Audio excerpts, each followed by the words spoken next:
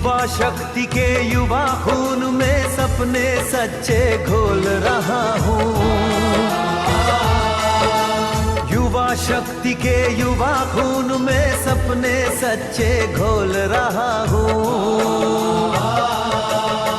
सुनो साथियों, सुनो भाइयों, सुनो साथियों, सुनो भाइयों। सबसे पहले सबको नमस्कार। मेरा नाम सूरज तिवारी है, जैसे अमन जी ने बताया। सबसे पहले मैं हमारे यहाँ आए हुए हमारे सभी गेस्ट लवानिया जी और बाकी के अधिकारी लोगों को रेस्पेक्ट देना चाहता हूँ और उनको नमस्ते करना चाहता हूँ। आपका वेलकम है हमारे पिनाट क्षेत्र में। तो जैसे कि आप लोग जानते हो कि मैं एक टीचर हूँ और मैं अंकुरम एकेडमी हमारे ग्रुप है, रमन सर, ब्रजेश सर और सोनू सर, हम मिलकर अंकुरम एकेडमी चलाते हैं। काफी लोग जानते हैं। और हम लोग सीबीएसई और यूपी बोर्ड सर दोनों ही मीडियम में चलाते हैं। तो करीबन हमारे पास 500 की समथिंग स्ट्रेंथ भी है। 9 से 12 तक हम चलाते हैं। और हमने अभी तक हर साल जितने भी एग्जाम हुए हैं बोर्ड के, यूपी बोर्ड, सीबीएसई, उसमें टॉपर्स दिए हैं हर साल। और हमारा मेन मोटिव यही रहता है कि यहाँ पर जो अपना पिन्हाड़ जो क्षेत्र है, जो हमारा देहात है, ये एजुकेशन में काफी पिछड़ा हुआ है।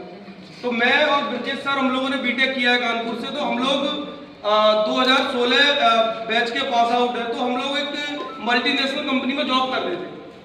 तो जॉब करते हुए हमने देखा कि भाई हमारे क्षेत्र में शिक्षा का बहुत ज़्यादा डेवलपमेंट नहीं है, लोगों को एजुकेशन नहीं। हम खुद यहाँ से पढ़ने के लिए कोटा गए थे कंपटीशन की तैयारी के लिए। तो हमें पता है कि यहाँ से जब किसान का बच्चा बाहर जाता है तो उसको क्या क्या परेशानियाँ झेलनी पड़ती है, कितना खर्चा होता है। तो उस सब चीज़ों को देखते हुए मैंने और ब्रजेश सर ने अपनी जॉब क्विट कर दी। अपनी जॉब को छोड़कर हम लोगों ने पिनाट में कोचिंग खोली, ठीक है। उसके बाद तब से हमें 6 साल हो गई, हम निरंतर बच्चों को पढ़ा रहे हैं। और हमारा यही मकसद है कि कहीं ना कहीं बच्चे की हेल्प हो हर तरह से। जैसे कोई गरीब बच्चा है तो उसको पढ़ने के लिए पैसे नहीं है तो हम उसकी फीस भी माफ कर देते, फ्री हम बच्चों को पढ़ाते हैं। प्लस 12th के बाद कोई होशियार बच्चा है, गरीब बच्चा प्लस होशियार टॉपर है, तो उसकी हम लोगों ने कॉलेज वगैरह की फीस भी भरी है। जैसे दयालबाग कॉलेज है, उसमें कई बच्चों के हमने एडमिशन भी कराए हैं और बच्चों की फीस भी भरते हैं। तो मेरा यही मानना है, मेरे और मेरे ग्रुप का, कि हमारे देश में अगर हम अपनी कुछ भी अच्छा कर सकते हैं तो वो एजुकेशन के दम पर है। शिक्षा सबसे बड़ा हमारे पास हथियार है जिससे हम सारी बुराइयों को, कुरीतियों को खत्म कर सकते हैं। तो मेरा सभी युवाओं से ये कहना है कि किसी भी देश की जो रीढ़ की हड्डी होती है, बैकबोन, वो होती है युवा। तो जो भी युवा है वो सब मिलके रहे, यूनिटी में रहे। और मैं तो कह रहा हूँ हमारा जो देश है वो जातियों में बहुत ज्यादा बटा हुआ है कि वो ब्राह्मण है, वो ठाकुर है, वो जाटव है। तो कहने का मतलब हम जातियों में ना बटे, कम से कम इतना हो कि हम हिंदू तो एक होके रहे। मैं तो कह रहा हूँ सब लोग एक रहे, हिंदू, मुस्लिम, सिख, ईसाई। अगर हम सब लोग एक होके रहेंगे तो हमारा देश ज्यादा आगे बढ़ेगा। अगर हम जाति धर्मों में बटे रहेंगे तो आपस में लड़ मर के कट जाएंगे, मंदिर मस्जिद करते रहेंगे तो हम आगे नहीं बढ़ पाएंगे। देखो राजनीति में, पॉलिटिक्स में चीजें होती है। पॉलिटिक्स ऐसी चीज है, वो जरूरत पड़ेगी तो आपको तोड़ भी सकती है, जरूरत पड़ेगी आपको जोड़ भी सकती है। तो वहां पर कोई स्टैंडर्ड फिक्स नहीं है। आज बीजेपी की सरकार है तो उनके स्टैंडर्ड अपने हिसाब से चल रहे हैं। कल कांग्रेस की या सपा की सरकार होगी, उनके अलग स्टैंडर्ड होंगे, वो अपने हिसाब से काम करेंगे। लेकिन भाई हम लोग तो युवा है, हमें तो अपना और अपने देश के बारे में दिख रहा है। तो कहने का मतलब ये है, समाज में बहुत कुरीतियां है। अभी देखो पिनाट मर्डर केस आप लोगों ने देखा, एक माँ ने अपने बच्चे को मार दिया। तो ये कहीं ना कहीं समाज में एजुकेशन की कमी है कि अगर वो माँ सही से शिक्षित होती तो वो अपना स्टैंड लेती, जो वो काम कर रही थी वो खुल के कर पाती कि भाई ठीक है मैं गलत कर रही हूँ लेकिन मैं कर रही हूँ, मुझे सही लग रहा है, तो वो स्टैंड लेती अपनी जगह पर, तो आज उसके बच्चे की हत्या नहीं होती। क्योंकि भाई समाज में कुरीतियां है ना, तो उसके चक्कर में क्या हुआ, उस फैमिली का नाश हो गया, जेल भी हो गई, सारे काम हो गए, बदनामी भी हो गई, बच्चा भी चला गया। तो बड़ी दुख की बात है। तो पहले एक डायलॉग चलता था कि पूत जो होता है वो कुपूत हो सकता है, कुसंग हो सकता है, लेकिन माता कभी कुमाता नहीं होती है। लेकिन अब वो एक ऐसा एग्जाम्पल सेट हो गया कि माता भी कुमाता होती है। लोगों को घर जाने में डर लगने लगा है कि घर पे जाके कहीं मेरी बीवी मेरे खाने में जहर ना मिला दे, मेरी माँ मुझे मार ना दे। तो ऐसे समाज में ये एग्जाम्पल सेट क्यों हो रहे हैं? कहीं ना कहीं युवा पीढ़ी मुझे लग रहा है पीछे है।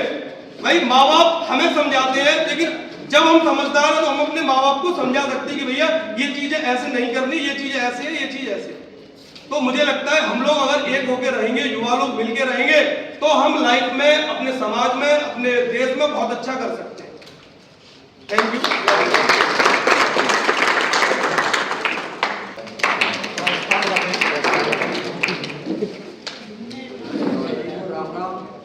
सब मेरे साथ बोलिए जय श्री राम। आज ये संगठन क्यों कराया जाता है? क्योंकि सबसे पहले जैसे जब हम छोटी क्लास में पढ़ते थे तो हमारा एक सब्जेक्ट चलता था नैतिक शिक्षा। तो उसमें एक कहानी आती थी कि एक परिवार में 4 भाई थे और वो अलग अलग तरीके से अपने ढंग से काम करते थे। तो उनके पिता थे, उनको चिंता हुई कि ये बच्चे हैं, ये अलग अलग तरीके से अपनी समझ से सारे काम करते जा रहे हैं, इस तरीके से तो ये परिवार आगे बढ़ ही नहीं सकता, उन्नति ही नहीं कर सकता। तो उन्होंने एक एक करके सभी बच्चों को अपने पास बुलाया और उनसे कहा, सभी को एक एक उन्हें लकड़ी घुमाई उन्होंने और कहा कि इसको तोड़ के दिखाओ। तो सब बच्चों ने आसानी से उस लकड़ी को क्या कर दिया, तोड़ दिया। फिर कुछ समय बाद बताया कि एक साथ बुलाकर उनसे कहा कि अब इन सब लकड़ियों को इकट्ठा करके और तोड़े। तो किसी भी बच्चे पे वो लकड़ी जो इकट्ठी करके बांधते थी वो नहीं तोड़ी। तो उस पिता ने उन बच्चों को समझाया कि अगर हम एक साथ रहेंगे तो हमें कोई भी शक्ति, कोई भी ताकत तोड़ नहीं सकती।